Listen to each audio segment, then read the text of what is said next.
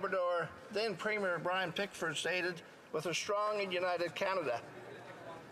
The day the first of the two accords was signed, the agreement between Newfoundland and Labrador and Canada, the Prime Minister of the time, the Right Honourable Brian Mulroney, said in his speech, is unquestionably an historic accord, probably the most important agreement reached between Ottawa and St. John since Newfoundland entered Confederation. I have to interrupt. The honourable member will have 8 minutes the next time that this matter is before the House to finish up his speech. Statements by members. Déclaration de député. The honourable member for Saanich Gulf Islands.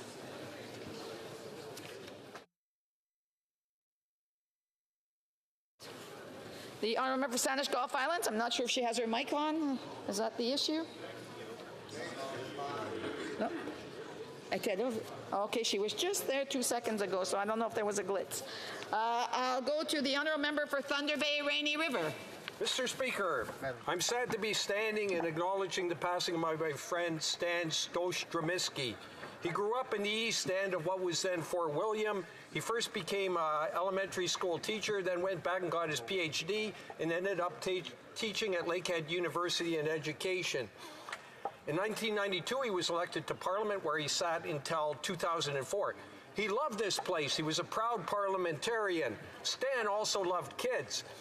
During the House of Commons Christmas toy drive, Stan used to dress up as Santa, and apparently one night during an evening vote, he came in full Santa regalia in order to vote on the behalf of the people of Thunder Bay Atikokan.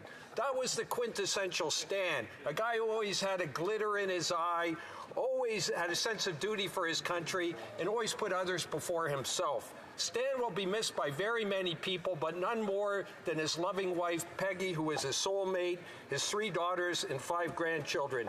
Stan Spichevi Zimero, Slava Ukraini, Stan. The honourable member for Carlton Trail, Eagle Creek. Thank you, Madam Speaker. This past Friday was World Egg Day, a day to mark the importance of eggs as the critical protein that they are, while also celebrating the positive impact of our egg farming sector here in Canada. For over 50 years, our local egg farmers have supported their rural communities and ensured that Canadians have consistent, year-round access to fresh, local, affordable, and high-quality eggs from coast to coast. Egg farmers and farm families serve as a strong, stabilizing economic force within our communities and contribute $1.3 billion to Canada's GDP annually. This year, World Egg Day was an opportunity to recognize the role of egg farmers in building strong and vibrant rural communities across Canada, supporting small businesses and investing in their local economies. I ask all members to join me in wishing Canada's egg producers a belated Happy World Egg Day. The honourable for St. John's East. Thank you, Madam Speaker. Newfoundland and Labrador has a long history of strong women leaders, and Her Honour Judy Foote clearly sits within this group. After over 20 years in public life, both in the House of Assembly and here as a Member of Parliament, she became the 14th Lieutenant Governor of Newfoundland and Labrador. She was the first woman to hold this post and served in an inclusive, open, and caring way. Referencing Government House as the People's House, she opened the grounds with yoga on the lawn, horticultural therapy, and accessible walking trails. Her Honour also worked to support and expand reconciliation, with the new Heart Garden serving as a powerful feature. She is a cancer survivor, humanitarian, and friend. Your Honour, Judy. Thank you for your service to the province and the country. Your care for the common good has transformed how we view the role of Lieutenant Governor, and we thank you and look forward to your next role in public service. Thank you. The Honourable Member for Saanich Gulf Islands. Merci, Monsieur le Président. Thank you, Mr. Speaker. To take the floor this afternoon, to recognize, believe it or not, 4 extraordinary Canadians, all of whom were parliamentarians, all of whom passed away between when we adjourned in June and resumed in September. The Honourable Stephen Owen, the Honorable Pat Carney, Hugh Siegel, and the Honorable Monique Bégin. Mr. Speaker, I particularly want to pay tribute to Pat Carney, who has not had a round of speeches in this place, to recognize her role as an MP, her role as a cabinet member, as a senator, as a trailblazer for women's rights, and as a dear friend. She was also my constituent, and her closest home place was always Saturna Island. She contributed to this country in many ways, including being the first MP to put forward a bill to eliminate discrimination based on sexual orientation.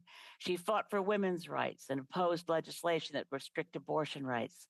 She was an extraordinary woman, a good friend, a great leader, and a Canadian who contributed to this country in so many ways.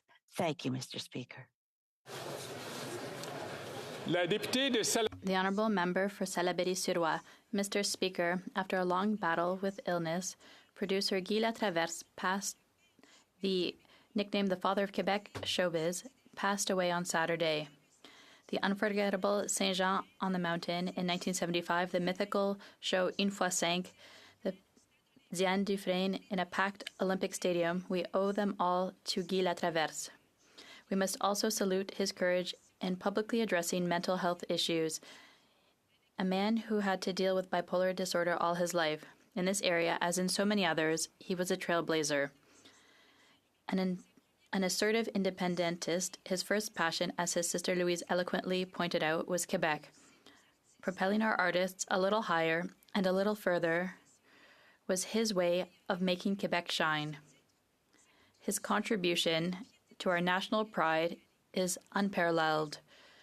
Our thoughts are with his family and friends. Mr. Latraverse, thank you for everything. Quebec owes you a great deal.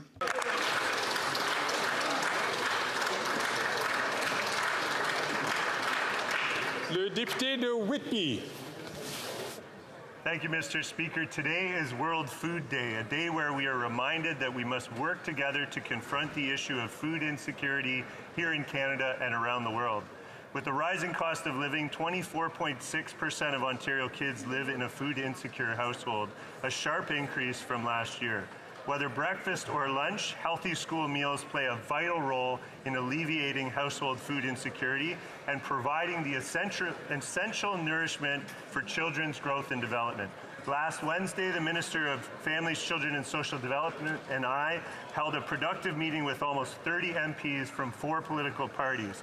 We heard an insightful presentation from the Coalition for Healthy School Food and Breakfast Clubs of Canada, outlining the importance of a national school food strategy as we ensure every child in this country receives the food that they need to reach their full potential.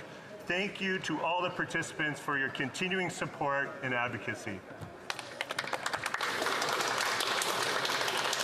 L'honorable député de West Nova. Thank you, Mr. Speaker. I'm honored to rise today to recognize and commend an outstanding individual in our riding of West Nova, Wayne Bell. He's the same as the sales manager at Belleville Motors in Church Point. For several months, Wayne has been raising funds to support a good friend, Dean Jones, who's battling cancer and has organized 43 of the Terry Fox runs in Weymouth, Nova Scotia. The most a Weymouth Terry Fox run has ever raised was about $3,300. And when Wayne heard that his friend Dean was putting together another fundraiser in this year's run, he wanted to help. Wayne got creative and started an online campaign where he put out a challenge to the entire community that if he raised over $10,000, he would jump off the wharf at Bellybo's Cove in a Speedo. Surprisingly enough, Wayne was able to raise just over $11,000 for this year's Weymouth Terry Fox run, and the rest, of course, is history. Mr. Speaker, no one should have ever to endure cancer alone, and especially to fight against it alone. It's a perfect example of our community coming together to support an important cause to help one another. Thank you very much, Mr. Speaker. L'honorable député de Nepean. Mr. Speaker, I wish to recognize the Chinese Freemasons of Canada on its 160th anniversary. In the 1800s, tens of thousands of Chinese arrived in Canada to work on railroads, forestry, and gold mines. They played a crucial role in Canada's nation building. Separated from their families, they worked under harsh conditions. In 1885, they built Gihing, now a Canadian National Historic Site. Chinese Freemasons of Canada provided immigrants a support system and allowed them to pay homage to their ancestors. It also mediated disputes. I wish to recognize and thank the long services of Ottawa residents 92-year-old Mr. Bing Chan, 91-year-old Mrs. Yim Hang Fong, Grandmaster Lap Chun Sunny Law from Toronto, and Grandmaster Fred Ying Wah Kook from Vancouver, and current National Chair Albert Tang. Thank you, Mr. Speaker. L'honorable député de Davenport. Mr. Speaker, October is Latin American Heritage Month, a time to celebrate the vibrant cultures, traditions, and contributions of the Hispanic and Latin American communities in Canada.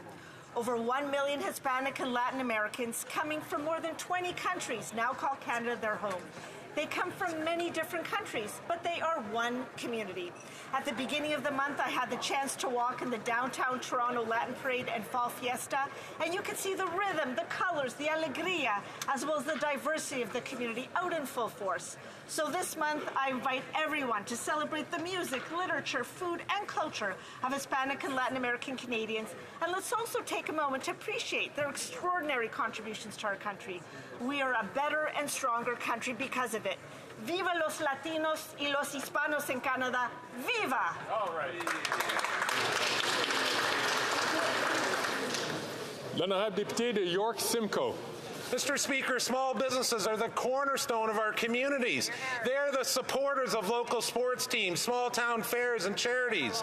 They are the job creators. They provide valuable goods and services to the community every single day. Unfortunately, after 8 years of this NDP Liberal government, it is now harder than ever for hardworking small business owners to stay open. Tax hikes, red tape, crime, quadrupled carbon taxes, inflation is causing significant hardships. I don't know who's left buying what this government is selling. Most small businesses are barely holding on by their fingernails. They are seeing fewer customers as the cost of living rises. Right. Canadians need more common sense, not nonsense, from a Prime Minister who's just not worth the cost. Hear, hear. This Small Business Week, know that Conservatives will take care of business by taking care of small businesses. We will bring back hope and get government off their backs. L'honorable député de Mont-Royal. Alexandra Look, Ben Mizrahi, Adi Kaploon, Sheer Georgie, Neda Epstein, Judith Haggai, 6 Canadians brutally murdered in the war launched by the terrorist group Hamas against our friend and ally Israel. Over 1,400 dead, scenes of sickening brutality, infants slaughtered, elderly survivors of the Holocaust butchered, innocent civilians, Israelis, Americans, Canadians had their lives ended or forever changed simply because they were Jews. And I feel for hostages being held in Gaza whose fate is unknown, and innocent Palestinian civilians who suffer because of Hamas. Yet there are pro-Hamas demonstrations in our own country celebrating this depravity. I hope the entire House joins me in denouncing those who are celebrating the death of innocent Israelis, those who are inciting violence against Jewish Canadians. Mr. Speaker, my heart is broken. I am devastated. I stand with our ally Israel. I stand with the people of Israel. Am Yisrael Chai.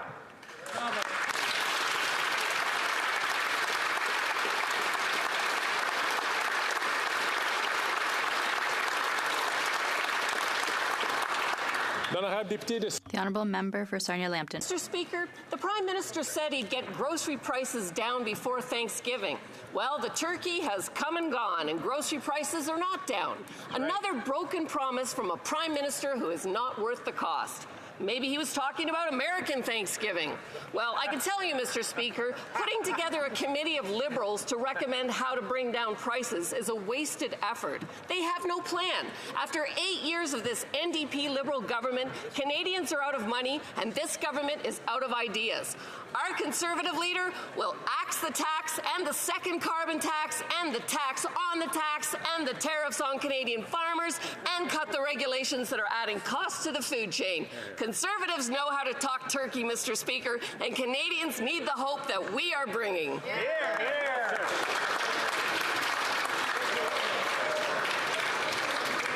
The Honourable Member for Charlesbourg-Haut-Saint-Charles.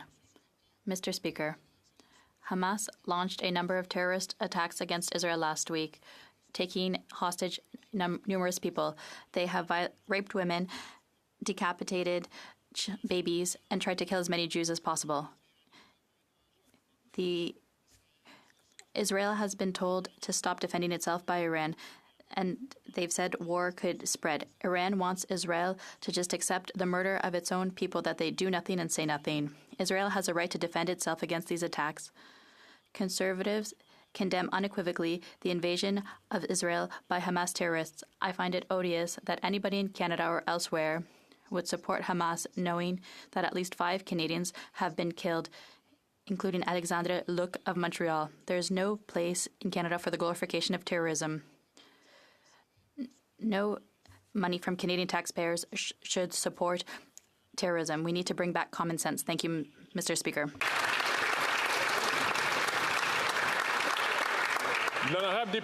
The Honourable Member for Saint Laurent. Mr. Speaker, last week I had the opportunity to visit an incredible new organization in my riding, an organization that is doing remarkable work to meet the needs of Canada's most vulnerable people. The Action Centre fills a major gap in our society, one that certainly needs more attention. Its mission is to raise awareness of the needs and rights of adults with physical disabilities. Strive to provide a safe and welcoming environment for adults with physical disabilities so that they have access and may participate to a variety of educational, social, cultural, and recreational programming in a community setting. This includes field trips, cooking classes, social activities, and wellness activities. For only $25 per year, adults between the ages of 21 and 65 years old living with a physical impairment can become members of the Action Centre and take full advantage of all that it has to offer. I want to thank all of the Board of Directors and the staff at the Action Centre for the incredible work that they do and the difference they make in the lives of their members. Thank you. L'honorable député de Cowichan, Malahat, Langford. Today is World Food Day, and we must turn our attention to the food insecurity and hunger that is plaguing our country. We have nothing to celebrate here in Canada. Food bank use is at its highest level in Canadian history, with more working families relying on them just to get by, and every week Canadians are making difficult choices when they visit the grocery store. The food crisis in Canada didn't happen overnight. We got here because it is the natural conclusion of decades of corporate-friendly, neoliberal economic policies that both the Liberals and Conservatives have championed. Because, Mr. Speaker, when corporate greed gouges the farmer who grows the food, gouges the trucker who ships the food, and then gouges everyone who is trying to buy the food, we get the out-of-control food price inflation that is hurting Canadian families. On this World Food Day, the entire NDP caucus and I renew our pledges to fight corporate greed so that Canadians are no longer struggling to feed themselves. Hear, hear.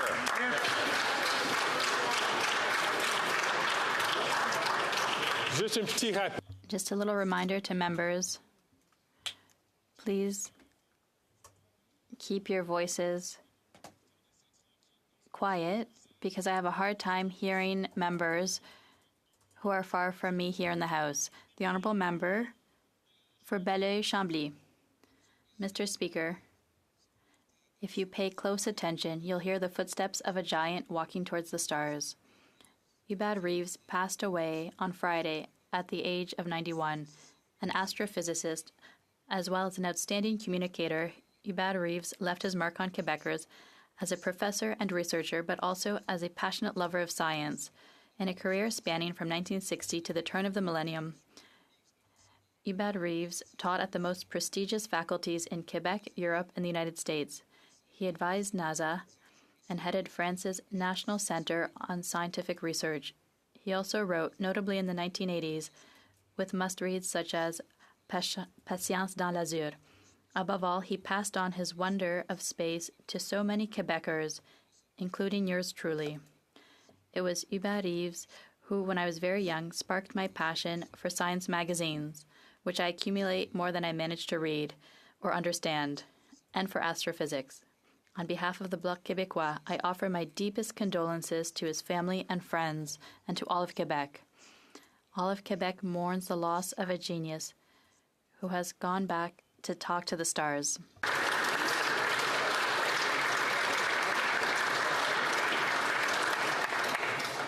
The honourable member for Thornhill. Hamas's atrocities against Israeli civilians have been unimaginably horrific, and the sadistic crimes continue. In the carnage, 5 Canadians murdered, and they are not just numbers. Alexander Luke from Montreal, Ben Mizrahi of Vancouver, both murdered when Hamas opened fire on a music festival. Sheer Gregory was also killed there. Adi Vital Kaploun of Ottawa was murdered in her kibbutz, and Neda Epstein murdered as he sheltered his girlfriend from a grenade launched at them. They are now in our memory forever, and may their memory be a blessing. Canadian citizens missing are believed to be held hostage amongst the 199 others by Hamas terrorists who hold their own people under siege in the gruesome grip, serving as a proxy for the regime in Iran, imposing maximum terror on everyone in their path of destruction.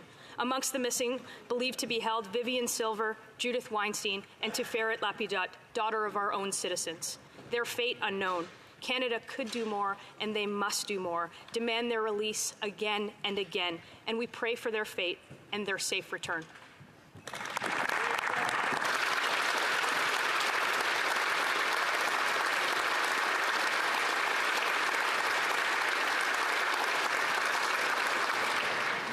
The honourable member for Winnipeg South Centre. The tragic loss of life at the hands of Hamas's evil has made us angry, sad, and filled with unimaginable grief as we are left trying to comprehend the incomprehensible. These terror attacks are the cruelest against the Jewish people, my people, since the Holocaust. It is possible to live in a world where we strive for peace in the Middle East, while at the same time being able to state in no uncertain terms that we condemn the rape, murder, and kidnapping of innocent women, children, and the elderly.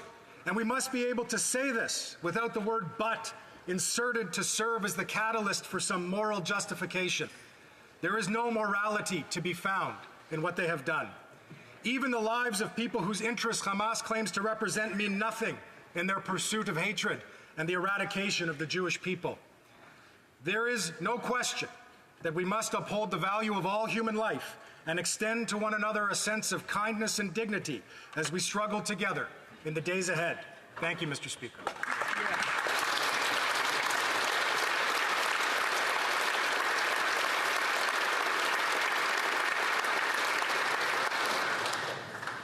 Questions orales. L'honorable. Oral questions. The Honourable Leader of the Opposition.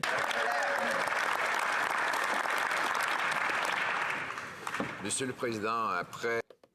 Mr. Speaker, after the attacks by Hamas nearly 2 weeks ago, there are Canadians who are still in danger.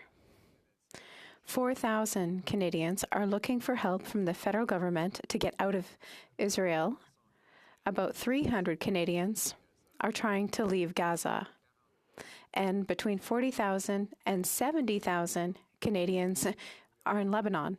What is the government doing to protect Canadians that are in danger? The Honourable Deputy Prime Minister. Mr. Speaker, since this is the first time we are all in this House since the horrible terrorist attacks by Hamas, allow me to say this.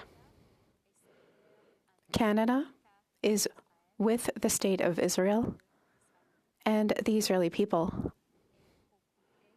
Canada is at the side of Israel and the people of Israel, and they can count on the continued support of Canada.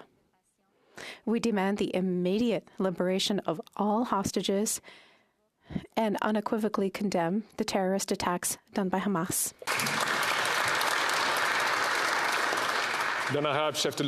The Honourable Leader of the Opposition. Innocent lives, be they Palestinian or Israeli, Jewish, Muslim, or Christian, or otherwise, are all equally precious.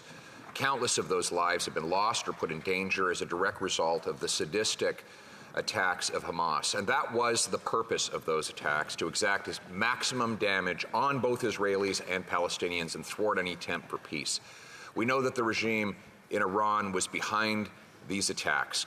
And we know that the most powerful organizer of terrorism in the world is the IRGC, which operates legally in Canada today. will the government accept the Conservative common sense bill to criminalize the IRGC in Canada today?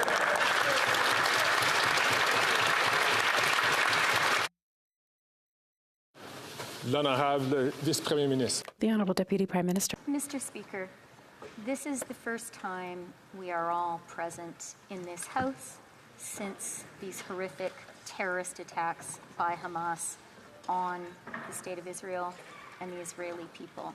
So I would like to begin by being very clear in English this time. Canada stands with the State of Israel and with the Israeli people. Israel can count on Canada's support. Canada condemns unequivocally Hamas's terrorist attacks, and we call for the immediate release of all hostages.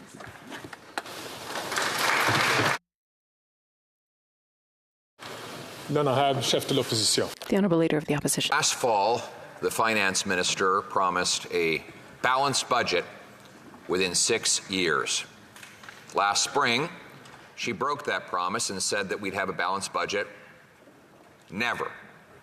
And last week, the Parliamentary Budget Officer revealed that her deficit is now 15% bigger than she said it was only 6 months ago. Has the government lost total control of our debt? And how much is this inflationary spending going to add to the interest rates Canadians pay on their mega mortgages?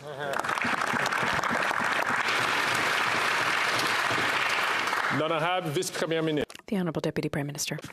Mr. Speaker, our government will be providing an update on our debt and deficit figures and on our revenues in the fall economic statement in due course.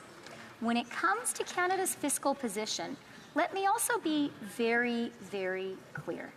Canadians should listen to the independent ratings agencies whose job it is to evaluate Canada's position and not the partisan talking Canada down attacks of the opposition. Canada's AAA rating has been reaffirmed by ratings agencies since the budget. We are strong fiscally. L'honorable Chef de l'Opposition. The Honourable Leader of the Opposition. Apparently, former Liberal Finance Minister John Manley is just a partisan using talking points when he says that this government's inflationary deficits are like pressing on the inflationary gas pedal and forcing the Bank of Canada to press on the brakes with higher interest rates.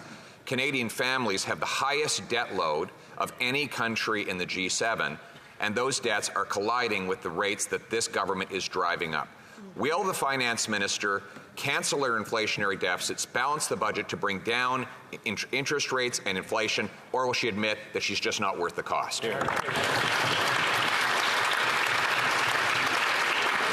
L'honorable Vice-Premier Ministre.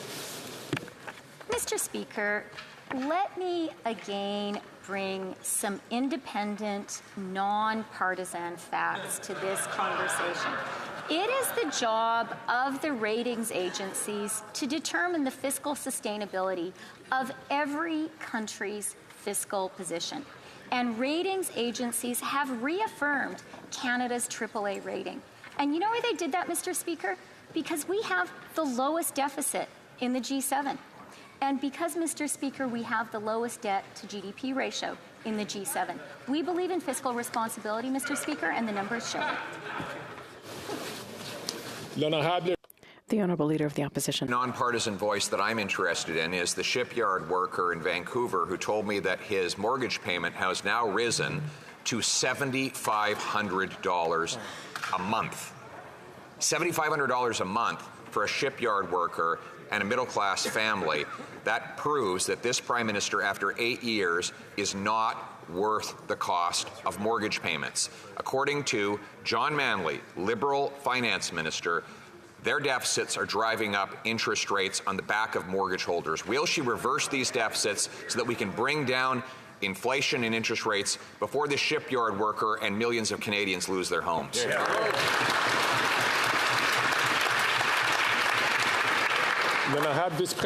The Deputy Prime Minister. Speaker, talk is cheap, but actions speak louder than words.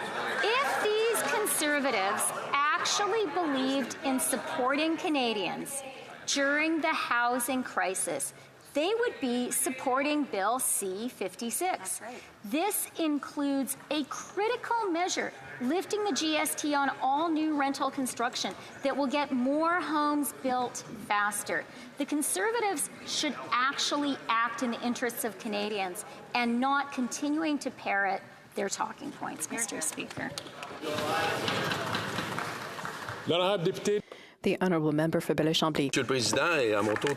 Thank you, Mr. Speaker, and I also wish to congratulate you.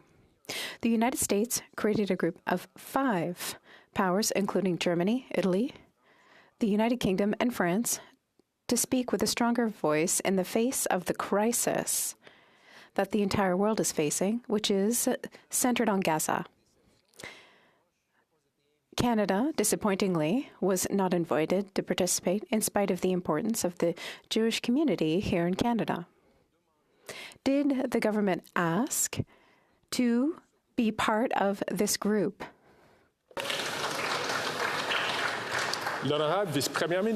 The Honourable Deputy Prime Minister. Thank you, Mr. Speaker.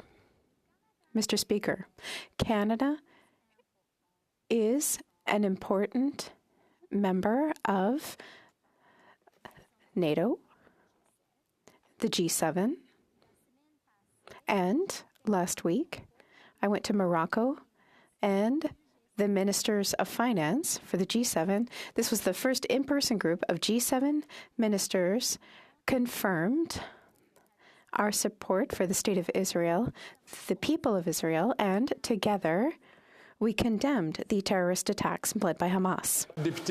The Honourable Member for Belleuil-Chambly. Unfortunately, the United States State Department didn't see things that way because it simply did not invite Canada. And it's deplorable because it prevents the government from doing its work well for its own communities, its own citizens. This morning, I talked about the relevance and the opportunity for everyone here to talk along similar lines in order to defend the interests of the Canadian Jewish community and peaceful Muslims. If they could convene leaders to privately discuss the issues. The Honourable Deputy Prime Minister. Thank you, Mr. Speaker. I very much appreciate the reality that all members of this House are facing members of the Liberal Party, members of the Conservative Party, members of the Bloc, and members of the NDP. We are all ready to show that, for us, condemning Hamas's terrorist attacks and supporting Israel is not a partisan issue. It's a Canadian issue. That's the reality, and it's very important. Mr. Speaker, we are all shocked by the brutality, the kidnappings, and the targeting of civilians, including the elderly and children, by Hamas militants. And now the region is spiraling. Thousands of innocent Palestinians and Israelis have been killed in a conflict that they are not responsible for. Today we learned a 5th Canadian was murdered, and we know more Canadians are amongst the captives. What is this government doing to ensure the hostages are protected and returned to safety?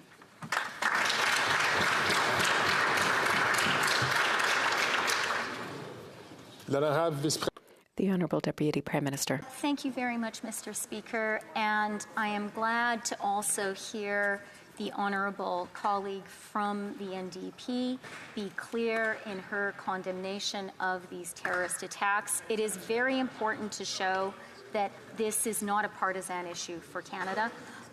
Clearly, I share and our government shares her concern for the hostages, and we call for their immediate release. The Honourable Member for Edmonton Strathcona. They're profoundly alarmed by what we are witnessing in Gaza. The UN has said that nearly half of Gaza's people have been forced to flee from their homes and that morgues are overflowing. This is a humanitarian crisis of extreme proportions. It took almost a week for the minister to start paying attention to the impact this war has had on Palestinians, even though thousands of people have been killed. Israelis and Palestinians have the right to live in peace. Why won't this government stand up for international law and call for a ceasefire? Hear, hear.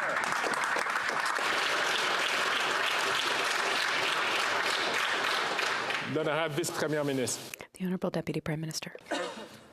Our government is very clear that we support the State of Israel and we recognize Israel's right to defend itself within international law. As the Prime Minister has said, we are deeply concerned by the dire humanitarian situation in Gaza. International law must be respected, and Canada will continue to support civilians of Gaza facing urgent humanitarian needs. That's why we announced an initial commitment of $10 million in humanitarian assistance to trusted partners. Thank you, Mr. Speaker. The Honourable Member for Calgary Forest Lawn. Years of failed Liberal NDP policies, this finance minister experiences inflation much different than everyday Canadians. Her enormous inflationary deficits led to 40-year highs in inflation that caused the Bank of Interest rates to go up more than ever in history, and they're just not worth the cost. After promising to balance the budget, her own budgeting watchdog called her out, proving Liberal deficits could reach almost $50 billion this year. I guess budgets don't balance themselves after all. Can the finance minister tell Canadians how much he's adding to the federal debt this year, or are we asking for too much?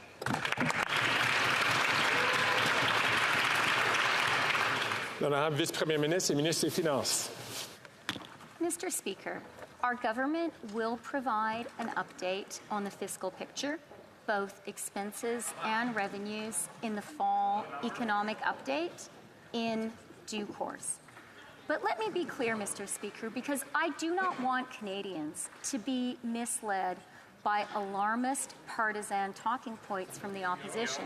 The reality, Mr. Speaker, is that Canada's position is fiscally responsible.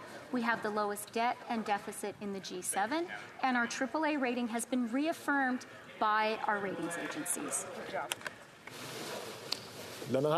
The Honourable Member for Calgary Forest Lawn. The finance minister is known for speeding up just for the wrong reasons. By adding more debt than every government before them combined, she put the pedal to the metal on her deficits and revved up inflation. And unlike an Alberta highway, the consequences of her spending isn't just a speeding ticket. It's a bigger deficit, higher inflation that led to higher interest rates, putting Canada most at risk in the G7 for a mortgage default crisis. After 8 years, they're definitely not worth the cost. Is the finance minister going to blow through her budget deficit projections again? By more than $6 billion, yes or no?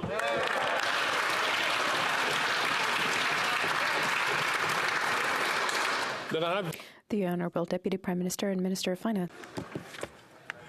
Mr. Speaker, our government will provide an update on our fiscal position, on expenses, and on revenues in the fall economic update in due course this fall. But I do want to be very, very clear on Canada's fiscal position. I was at the IMF World Bank Finance Ministers meeting just last week, and that is where it was so clear that Canada has the lowest deficit, the lowest debt to GDP ratio in the G7. Our position is enviable, Mr. Speaker. The Honourable Member for Simcoe North. Mr. Speaker, it's nice to welcome back the Finance Minister. I was beginning to think that she forgot the address of this location. After 8 years, Canadians are realizing that this government's not worth the cost. Canadians are struggling, and this government continues to increase its deficits and inflation. Everyone now agrees that deficits increase interest rates. So will the Finance Minister finally confirm for Canadians that she'll balance the budget so that interest rates can come down and Canadians can keep their homes?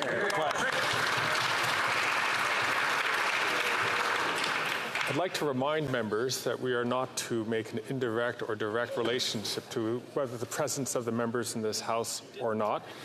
Because, as you know, according to the rules, members have responsibilities that sometimes takes them out of this place. I'll have more to say on this later on this week.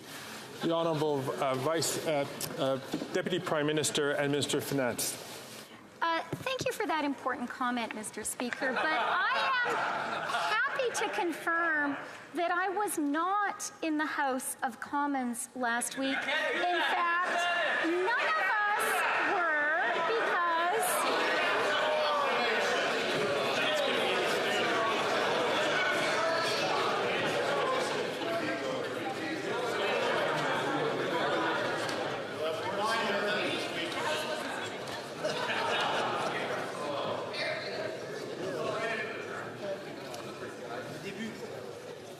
The Deputy Prime Minister has 20 seconds left on her clock. last week was, of course, a constituency week. And I was proud to be able to do my job at the IMF World Bank Finance Ministers meeting, in particular because the G7 finance ministers affirmed our shared condemnation of Hamas and shared support for the State of Israel. The first time G7 ministers had met in person, Canada was at the table.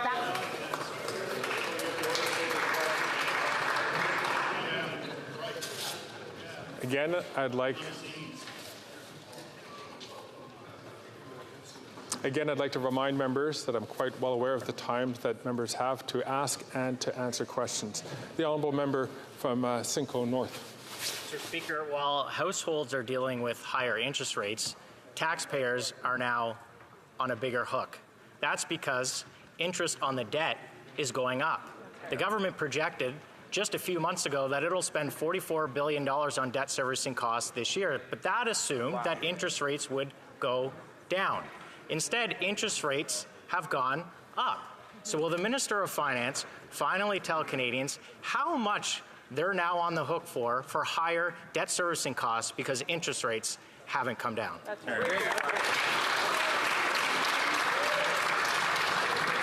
Then I have Vice Premier Ministre. The Honourable Deputy Prime Minister and Minister of Finance. Mr. Speaker, our government will state Canada's fiscal position, revenues, costs clearly in the fall economic statement in due course this fall.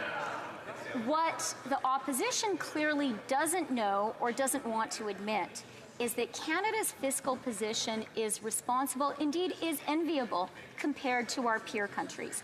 This was reaffirmed by the independent ratings agency, DBRS Morningstar, which recently reaffirmed our AAA rating, and by S&P, which reaffirmed it after the budget. The Honourable Member for Charlebourg, Haute-Saint-Charles. Mr. Speaker, the Parliamentary Budget Officer is expecting for the federal deficit to hit over $46 billion next year. That's 16% higher than the original Liberal government projections. Interest rates are unlikely to go down before April of next year. During a housing crisis, that's a disaster. Can the Minister of Finance confirm that we're going to be paying $6 billion more in interest next year? The Honourable Deputy Prime Minister and Minister of Finance. Merci, Monsieur le Président. Thank you, Mr. Speaker. Our government will confirm budget numbers in the fall economic update. However, today, I want to highlight a very important reality, a reality that should be reassuring for all Canadians. Canada's fiscal outlook is very strong. Our deficit and GDP ratio is the lowest of all G7 countries, and our AAA credit rating was reconfirmed by credit rating agencies. Le député de Charlebourg, Haute-Saint-Charles. Mr. Speaker, does the minister know that about 20% of mortgage loans are now at a negative rate, which means that they cannot pay more than interest? That's the inevitable result of increasing inflationary expenditures. No one listened, not the Bloc or the Liberals. After 8 years of distress management, will the Liberals rein in their expenses to help mortgage payments go down so that Canadians can keep their homes? The Honourable Minister of Housing. Speaker, I thank the Honourable Member for the question, but it's confusing to me that he would pose such a question when he has a plan that's actually going to increase the cost of building homes and increase the cost of Canadians for living in them. His plan literally is to add taxes to home building in this country and to cut funding that's going to build more homes for Canadians. Mr. Speaker, over the course of our time in this House over the last number of years, we have repeatedly put measures on the floor that are going to help improve the affordability of housing in this country. Time and time again, that member has voted against them. Thank you so much. The Honourable Member for Belleuil-Chambly. Mr. Speaker, if Canada were part of the group formed by the United States to face the crisis between Israel and Gaza, Canada would be participating in decisions and have information firsthand. Is the government, or can the Deputy Prime Minister tell us as of today, if humanitarian pathways will be opened into Gaza and opened for civilians towards Egypt? The Honourable Minister of International Development. I just want to assure the Honourable Member that Canada was the first Western country to actually announce humanitarian assistance to civilians in Israel and Gaza. Not only that, by announcing it so early and so quickly, we've actually incentivized other partners to move forward. We're working with partners in the region and our trusted international organizations to ensure that we have access to civilians both in Gaza and Israel. We're working diligently, and as events move forward, we'll continue to insist on international humanitarian access to civilians in Gaza. The Honourable Member for Lac-Saint-Jean. Mr. Speaker, the Bloc Québécois firmly condemns the terrorist attacks by Hamas, and I reiterate that Israel has the right to defend itself. However, Hamas must be distinguished from all Gazans and the Palestinian people. Last Tuesday, the UN called for a humanitarian corridor to Gaza for medical reasons. This is the basis of Article 3 of the Geneva Declaration of the Protection of Civilians, saying that the wounded and sick shall be collected and cared for. What is Canada doing in real terms to ensure that Israel does just that? The Honourable Minister for International Cooperation. Speaker, we are continuing with our long-standing position that in conflict areas, humanitarian access must be provided to civilians to ensure that there is access to life-saving food, medicine, and water. I spoke yesterday with our trusted international partners as well as organizations on the ground, both international and Canadian. They have pre-positioned supplies. We are the first country that has moved forward to provide much-needed humanitarian assistance, and we're insisting on that access so that we can deliver to citizens and civilians who need that medical supplies. The Honourable Member for Lac-Saint-Jean. Well, to send help, first we need a humanitarian corridor. We insist on it because Canada's been marginalized on the world stage. Once again, Canada sitting on the sidelines while the United States, the United Kingdom, Germany, France, and Italy are all working together. That is not acceptable, Mr. Speaker. When it comes to human rights, Canada has a role to play and must insist on playing it. Has the minister spoken directly with Israel about opening a humanitarian corridor into Gaza? The Honourable Parliamentary Secretary. Speaker, we're deeply concerned about the humanitarian situation in Gaza. A civilian is a civilian, and any loss of civilian life is deeply troubled. We continue to call for international law to be respected. The Minister has been engaging directly with her counterparts in the region about the need for a humanitarian corridor to provide rapid and unimpeded access for relief, and she will continue to do so. Thank you, Mr. Speaker. The Honourable Member for Kelowna, Lake Country. Speaker, after 8 years, the NDP Liberal government's wasteful inflationary spending is keeping inflation high and causing interest rates to be the highest in a generation. Canadians are facing tough choices, including whether they have no option other than to sell the family home. A Credit Canada representative told Bloomberg, quote, selling the house might end up being the only option for some homeowners. Wow. Last week, I heard of a nurse living in her car in the Okanagan. This Prime Minister is just not worth the cost. When will the Prime Minister finally stop his inflationary spending so Canadians can keep a roof over their head? L'honorable ministre du Logement. Mr. Speaker, I think it's fair to ask a question of the Conservatives. When they talk about the inflationary spending, are they talking about the programs that they're actually going to cut that are supporting people right now? Let's look at the measures that they're going to cut that they already voted against. Mr. Speaker, the question was about homelessness. When we put $1.3 billion on the table, they voted against it. Are they going to cut supports for the homeless? When we're talking about removing the GST so we can build more homes for middle-class families in this country, they intend to vote against it. Are they going to cut that too? Mr. Speaker, when we put money on the table for affordable housing, time and time they vote against it. Are they going to cut that too? They are reckless. They are not worth the risk. We are here to support the middle class. Hear, hear.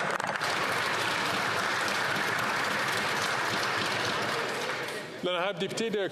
The honourable member for Kelowna Lake Country. Government that declared victory on inflation only to see it skyrocket. That's right. James from Langley, BC told Global News that he and his husband are selling his home as a result of their mortgage payments and returning to the rental market. Mortgage defaults are climbing, with forced sales events up 10%, as just reported by the Toronto Real Estate Board. After 8 years with this NDP Liberal government, people are being forced to sell their homes. This Prime Minister is just not worth the cost. Right. Will the Prime Minister finally stop his inflationary spending so Canadians can keep a roof over their head? L'honorable ministre du Logement. The Honourable Minister of Housing. Mr. Speaker, I'm pleased to share with my honourable colleague that I recently had a chance to sit down with the mayor of the Township of Langley to discuss their application of the Housing Accelerator Fund, which this member and her party is promising to get rid of. Yep. We want to be there for the cities to help the very kind of people that she's asking about her in her question, that she promises to cut the support out from under should they form government. Mr. Speaker, if the honourable member is serious about building houses in this country, I would invite her to support Bill C-56, which is going to remove the tax on the construction of new homes, and I can't understand why they oppose it. The Honourable Member for Louis Saint Laurent. Mr. Speaker, after 8 years of Liberal government, we've seen compulsive deficits and unchecked inflationary spending. As a result, they've had a significant impact on increasing interest rates. According to Quebec's National Institute for Scientific Research, 1 in 5 Quebecers has difficulty repaying their debt and is likely to give up the keys to their home after 8 years of Liberal government.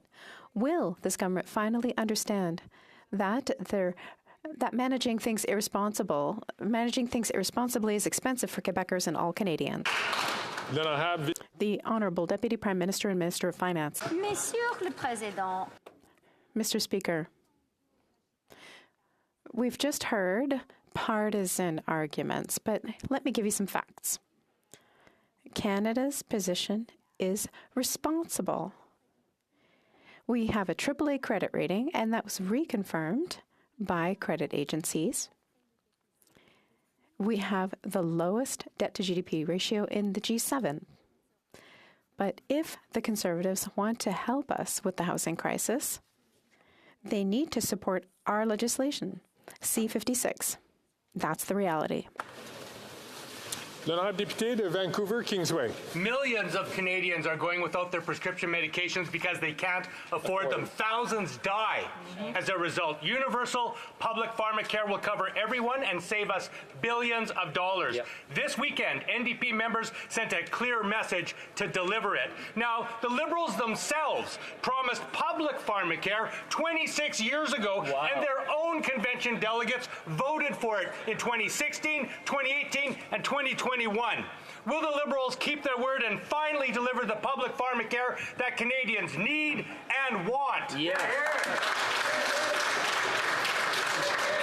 L'honorable ministre de la Santé. Thank you very much, Mr. Speaker, and I have enormous regard for my colleague. I know his commitment and passion to help reduce costs for Canadians is there. He would know, therefore, that the work that we've taken jointly with provinces and territories on bulk purchasing to see $3.5 billion in saving by working together to reduce costs for Canadians has happened. He knows that we've taken critical action on diseases, rare diseases and drugs for rare diseases. He knows that we've taken critical action on patented drugs. And yes, we are having a discussion on pharmacare legislation. I look forward to a continued productive conversation as we look at all of the health cares and priorities in keeping Canadians safe and healthy. L'honorable député de Rosemont. The honourable member for Rosemont-la-Petite-Patrie. Mr. Speaker, it won't just save lives, Universal public drug coverage will save patients, workers, hospitals, and employers billions of dollars. It's time the Liberals took action. It's not just NDP activists who are saying it. All the studies and reports say the same thing. Even Liberal Party delegates voted for universal public pharmacare 3 conventions in a row. When will this government stop dragging its feet and deliver true universal pharmacare? The Honourable Minister of Health. Thank you very much, Mr. Speaker.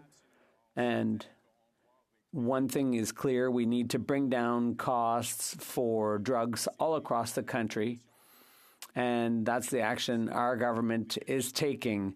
We are bringing down costs for almost $3.5 billion by buying medications together with the provinces and territories, by pooling our purchasing, and by working with our partners to find a way forward. And certainly we are working with all members here in the House to bring down the cost of medications.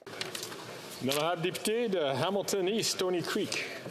Thank you, Mr. Speaker. While the Leader of the Opposition continues to blame municipal mayors and councillors for our housing challenges, we've decided to work in collaboration with other levels of government, including our municipal partners. Our housing programs, including the Housing Accelerator Fund, incentivizes municipalities, nonprofits, and private sector to build more affordable homes, including purpose-built rentals.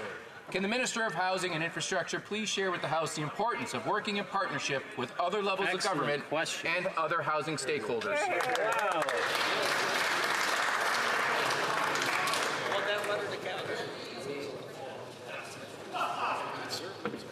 L'Honorable Ministre du Logement.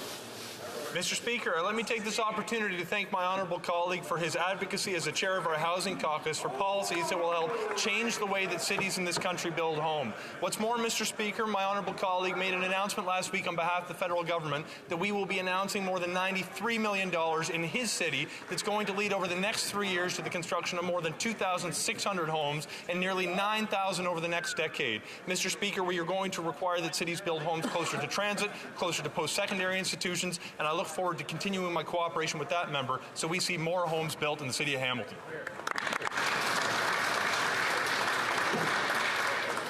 L'Honorable Député de Peterborough, Kawartha. Canadians, Conservatives, we all know after 8 years of this Prime Minister, he's just not worth the cost. But the Liberals and NDP still aren't receiving this message. Don't believe me? Take a look at the headlines. Average rent went up another 11% in past year, and even getting a roommate doesn't help much. Canada's rental crisis is getting worse, according to a new report that found that the average asking price for rent in September was $2,149, up by more than 11% more than a year ago. Enough. When will he stop his inflationary spending so Canadians can actually afford housing? Good question. L'Honorable Ministre du Logement. Mr. Speaker, I thank the honourable member for her question, and I would point out that over the course of the past week, she attended the opening of a new affordable housing project that we funded in her own community, taking credit for a program that she in fact voted against. Mr. Speaker, the reality is when it comes to housing, we have a plan to change the math so it works for builders. We have a plan to change the way that cities build homes. We have a plan to continue to invest in affordable housing and to grow the productive capacity of the workforce. Mr. Speaker, the opposition's plan is to raise taxes on home building and to cut funding that's going to build those homes. We're going to continue to build more houses to make sure that everyone in this country can afford a roof over their head.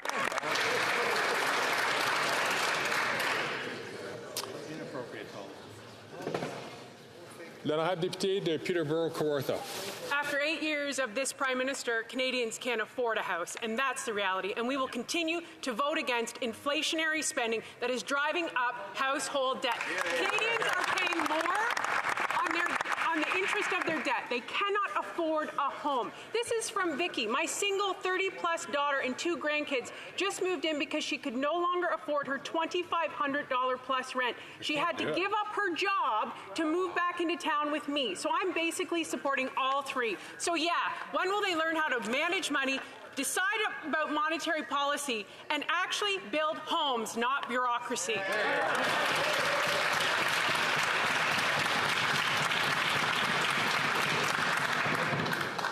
L'honorable député l'honorable ministre du Logement. Mr. Speaker, I assure you I am not making this up. She's talking about a lack of affordable housing in her community. We are literally discussing an affordable housing project funded by our government in Peterborough, and she voted against that particular policy. Mr. Speaker, she says she's going to continue to vote against these kinds of policies that are literally putting a roof over the head of some of her constituents, most vulnerable constituents in her community. Mr. Speaker, the honourable member has an opportunity to get more homes built in her community. She can support Bill C-56, remove the tax on new home construction, and invite some of her colleagues to do it with her.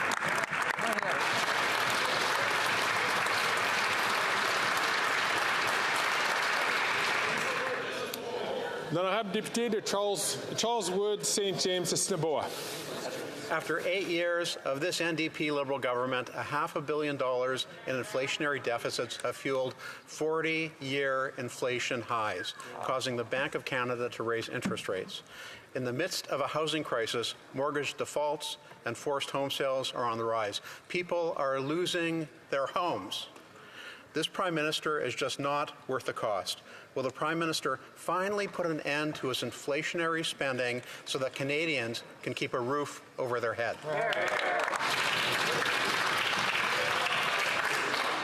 L'honorable vice-premier ministre et ministre des Finances. Mr. Speaker, let me share some facts. Canada has the lowest debt to GDP ratio and the lowest deficit in the G7. That is a fact. Canada has a AAA rating. That is also a fact. And you know what else is a fact, Mr. Speaker?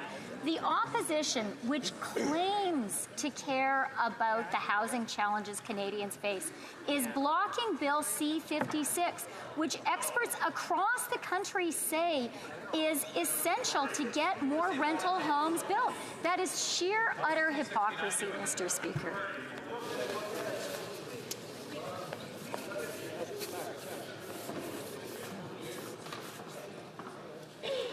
L'honorable député de Montmagny-Lilley. The honourable member for Montmagny-Lilley, Kamouraska, Rivière-du-Loup. Mr. Speaker, this government's policies have forced the Bank of Canada to raise interest rates 10 times, and the impact is devastating. The latest example, 20% of mortgages with the big banks are now in negative amortization. This means the monthly payment doesn't cover the interest, so the amount owing keeps going up. It's a loan that never ends. When will the Liberals put an end to their inflationary deficits so that rates can come down and Canadians can stay in their homes?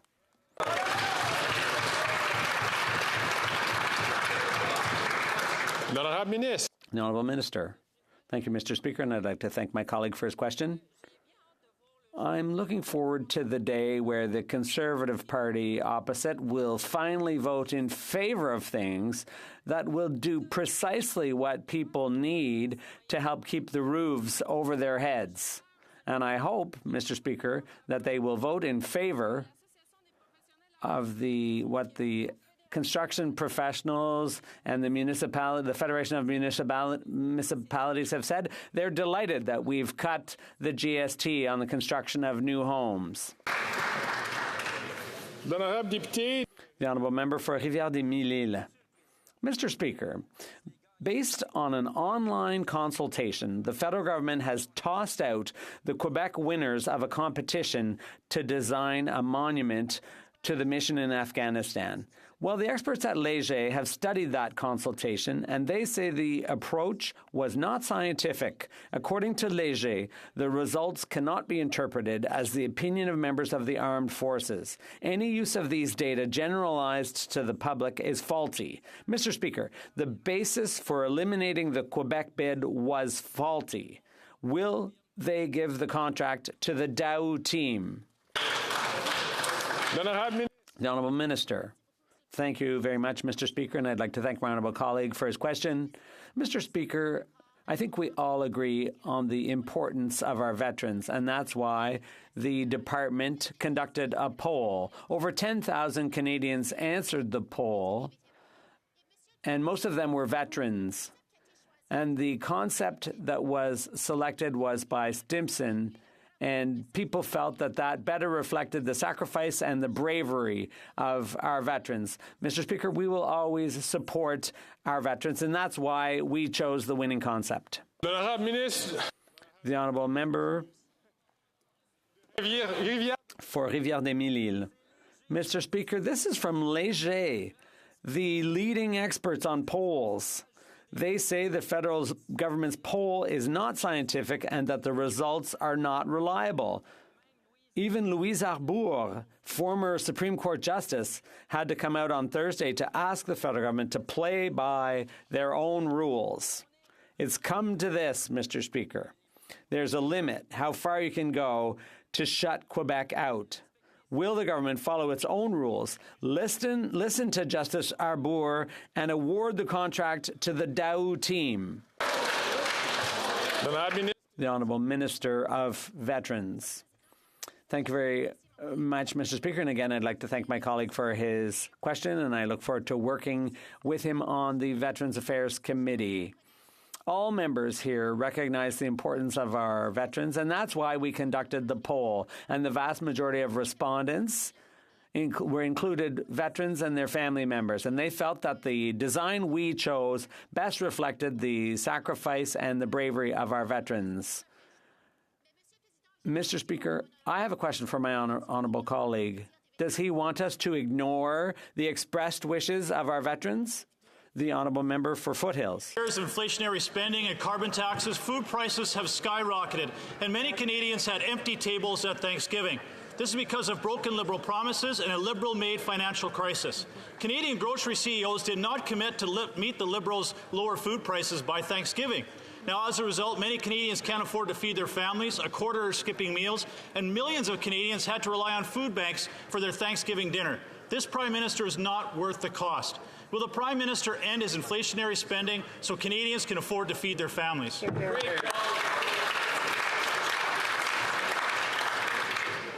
The Honourable Parliamentary Secretary. Mr. Speaker, while the Conservative leader was having a self-aggrandizing, goodwill-hunting delusion in an apple orchard, our government was focused on stabilizing food prices for middle-class Canadians. By calling on the 5 grocery chain CEOs to produce action plans that would make a difference for Canadians. Our government is now tracking and monitoring and holding the grocery chains accountable. While the Conservatives talk turkey, we'll talk results for Canadians. Hey.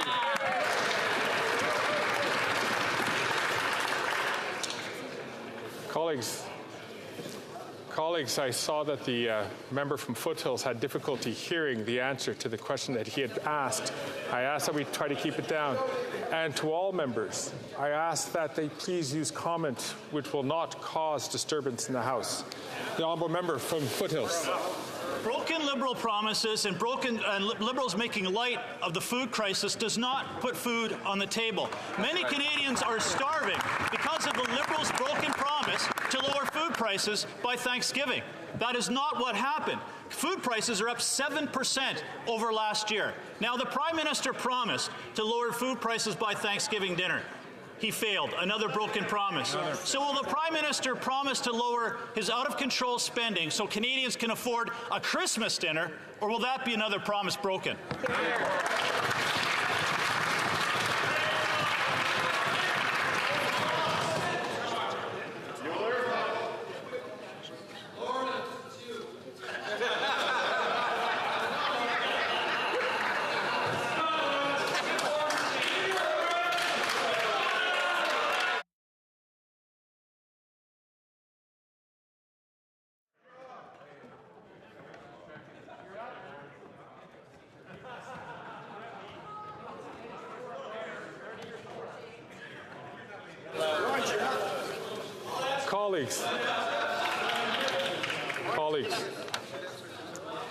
Colleagues, we were doing so well on a day that was on a very sensitive issue internationally. I ask you to please continue with your good behavior for the day, and I ask in particular the member from Grand Prairie, please, to keep the comments to the time that he is asking questions.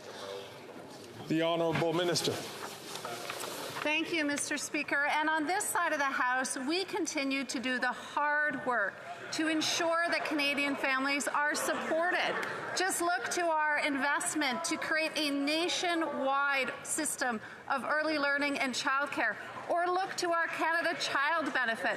On this side of the House, we are making investments to make sure that families can buy the food, can get the school supplies and the sneakers that their kids need. Thank you, Mr. Speaker.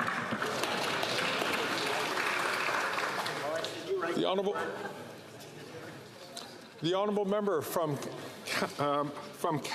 Dufferin-Caledon. Well, Mr. Speaker, they must have a very different definition of hard work than Conservatives have, because after 8 years of this Liberal government, we know that food prices are out of control. That's right. I went to the grocery store in Orangeville this past weekend for Thanksgiving.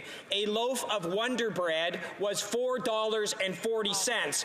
That's the definition of Liberal hard work. And how do we get there, Mr. Speaker? Massive inflationary deficits, a carbon tax that's driving up the cost of everything. Right. The fake photo ops of the Prime Minister isn't going to fix anything. Will they cut the carbon tax, balance the budget so Canadians can pay for food?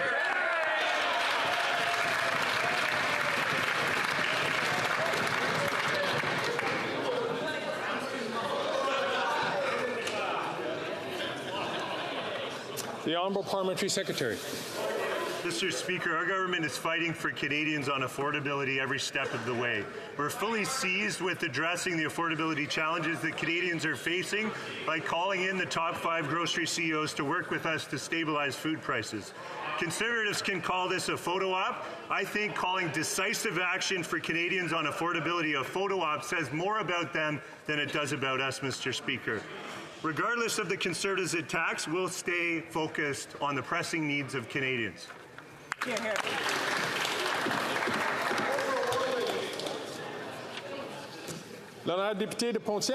The honourable member for Pontiac. Thank you, Mr. Speaker. Small businesses and medium-sized businesses are at the heart of Quebec's economy. And that's why it's so important for the government to support them at crucial points in their economic development. I'd like to hear what the Minister of Tourism and Economic Development for the regions of Quebec, I'd like her to tell us what the Liberal government is doing to support small and medium-sized businesses and especially Indigenous entrepreneurs. The Honourable Minister of Economic Development for the regions of Quebec. Thank you, Mr. Speaker. My colleague is right.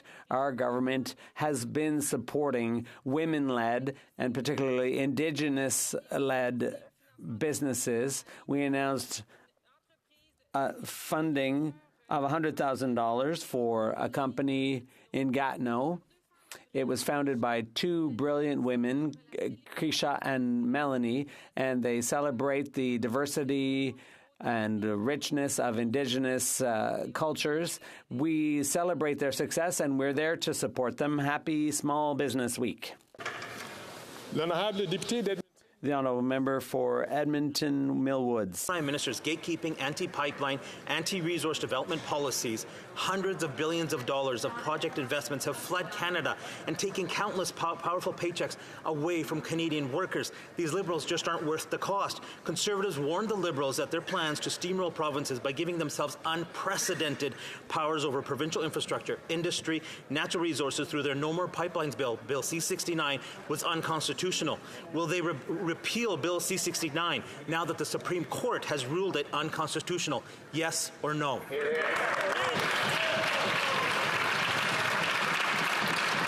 L'honorable ministre de l'Environnement et des Changements Climatiques. I would like to correct my colleague and the fact that the Supreme Court last week issued an opinion. It was not a decision. But let me give you some elements from. If the members want a briefing by the Justice Department on the difference, we would be happy to provide that to them, Mr. Speaker. Let me quote from the Supreme Court on what they said. This appeal is not whether Parliament can enact legislation to protect the environment. It is clear that Parliament can do so under the heads of power assigned to it under the Constitution Act of 1867. Exactly. Thank you, Mr. Speaker. Exactly.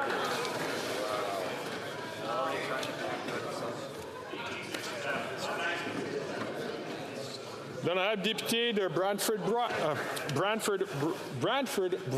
Je m'excuse. Mr. Speaker, after 8 years of this government's ongoing corruption, we have yet another scandal. Conflicts of interest, nepotism, abuse of power, and now we have allegations of criminality around the contracting practices in the top offices of this government. The $54 million price tag for the Arrive scam app is just the tip of the iceberg. Last week, the NDP Liberal Coalition voted to shut down the testimony of the Auditor General's review of this scandal. Why?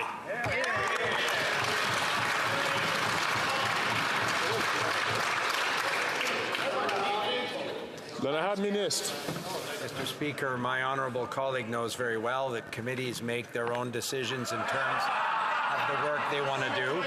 What we have said, Mr. Speaker, is that at all times we expect people to comply with the contracting policies of the Government of Canada, and those that decide to do something that is worthy of a criminal investigation will obviously be investigated by the appropriate authorities. Absolutely. And we don't comment on investigations that the RCMP might decide to do on any of these issues.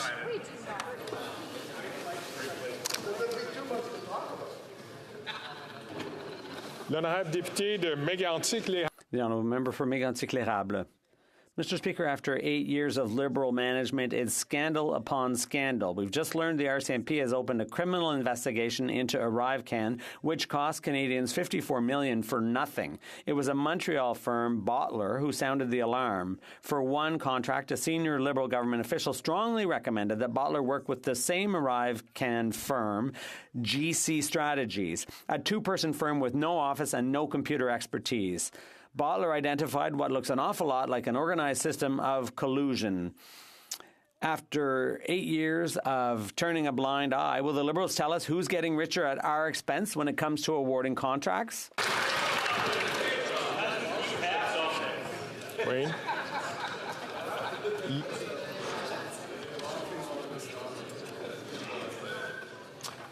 The Honourable Minister. Mr. Speaker, as I've said repeatedly, we expect all those who work for the Government of Canada to follow the contracting rules, Treasury Board rules and other rules that apply. In the case of these allegations, Mr. Speaker, there could be some criminal activity, and we expect the appropriate authorities to investigate, and that's precisely what this government will allow them to do. L'honorable député de Scarborough Centre. Speaker, in communities across Canada and in my riding of Scarborough Centre, many Canadians are finding it difficult to find an affordable place to call home. Rather than scapegoating newcomers, we must work to ensure that they be a part of the solution to the housing crisis. Can the Minister of Immigration, Refugees and Citizenship inform the House of our government's plan to tackle the labour shortage in the construction sector and build more homes for Canadians? L'honorable ministre de l'Immigration. Mr. Speaker, immigration is key to our economic growth, and now more than ever, we need skilled trades in this country. That's why this summer we launched a Global Express entry system into this country to make sure that skilled labor workers could get in here in a faster pace. Simply put, more workers at a faster pace to get all those homes built. We need those workers. We need them from abroad. We need them here. They'll get the homes built. Here, here. L'honorable député de Timmins Bay James. The planet is on fire, and we just had Suncor CEO Rich Kruger tell us how he's going to maximize profits for big oil while the rest of us suffer a climate catastrophe. In a year of record profits, they fired 1,500 workers. In a year of unprecedented climate fire, their climate solution is to massively increase fossil fuel burning. Big oil is laughing at this government. Hate to interrupt the member. I hate to interrupt members. This guy when our leader asks questions. I hate to interrupt the member, but I'm having trouble hearing the member. Can the member please continue? 20 seconds left on the clock. Thank you, sir. Truth certainly hurts the Conservative Party as the planet burns, and they're supporting the massive increase in fossil fuel burning, which is why they backed Rich Kruger from CEO. The question is, What concrete steps will this government take to hold big oil to account to protect Alberta jobs, Canadian communities, and our planet from the fires that are happening from the climate crisis? Here, here. L'honorable ministre du Changement climatique et de l'Environnement. Merci, Monsieur le Président. I thank the honourable colleague for his question. In fact, our government have taken and are taking a number of measures to ensure that big oil companies do their fair share when it comes to fighting climate change. We're the first G7 countries to have eliminated fossil fuel subsidies 2 years ahead of schedule, something that the Conservative Party of Canada would never do. They want to make pollution-free, Mr. Speaker. We've also implemented measures to reduce methane emission by at least 40% by 2025 and 75% by 2030, which will make it one of the most ambitious measures in the world to reduce methane emission from the oil and gas sector. We have many more things coming, including a cap on the emissions of the oil and gas sector, Mr. Speaker. Thank you very much. The honourable member for Richmond, Arthabaska. Mr. Speaker, after the Governor General's lavish spending on international travel, we've learned her office spent over $117,000 on dry cleaning since 2018, an average of $1,800 per month. For fun, I did some calculations based on the going rate for these services. At the rates she's been spending, that's an average of 3 outfits a day, 365 days a year. Why doesn't the government cut her $33 million budget? What are they waiting for? Because she's clearly incapable of managing taxpayers' money seriously and responsibly.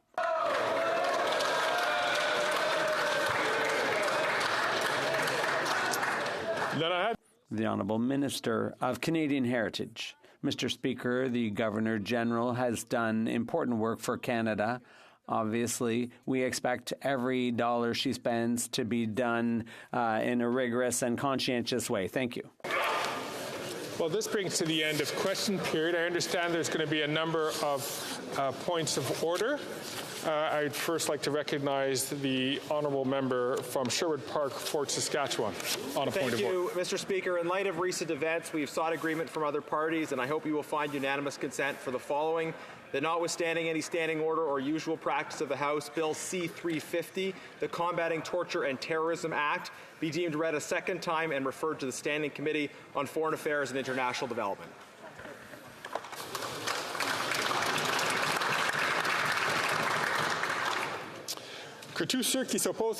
All those opposed to the honourable member propose the motion will say nay.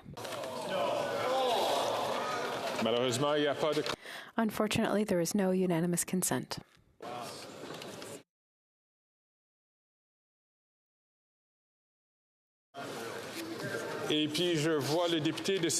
I see the member for Simcoe North on a point of order. Mr. Speaker, I very much look forward to some of the guidance you have for members when you come out with it later this week. I hope you'll also consider how members can hold government ministers accountable for their willingness to show up for question period when you provide your guidance. Thank you.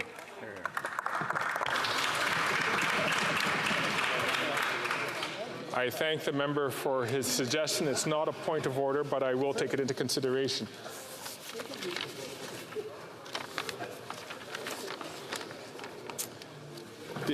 Affaires courantes ordinaires, dépôt de documents. Tabling of documents. Dépôt de projet de loi. Introduction of government bills. Déclaration. Statements by ministers. Je reconnais le. I recognize the Right Honourable Prime Minister.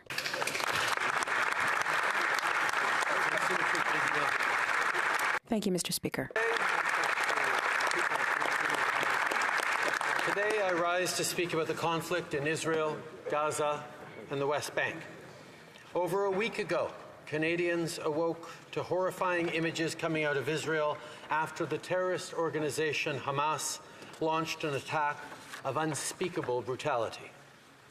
J'aimerais faire le point sur les mesures que prendra. I want to provide an update on the measures our government is taking to help and protect Canadians affected. I also want to share the real concerns that the situation is causing amongst our people in this country.